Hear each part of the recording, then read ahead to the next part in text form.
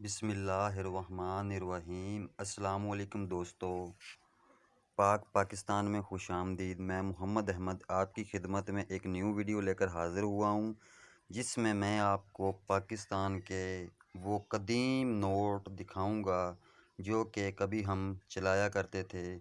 ये देखो भाई, ये रुपए का नोट है।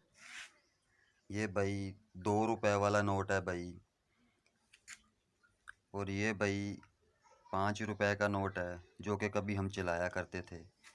ये भाई 100 रुपए वाला नोट है। ये देखो भाई कितना खूबसूरत लगता है। आज का जो 100 का नोट है वो देखने को दिल नहीं करता। ये देखो भाई, ये भी 5 रुपए वाला नोट है।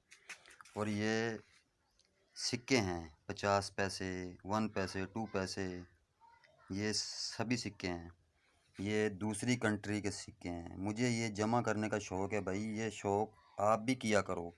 जब भी आपको पुराना सिक्का पाकिस्तान का मिले, सिक्का या नोट, उसे संभाल कर रखा करो।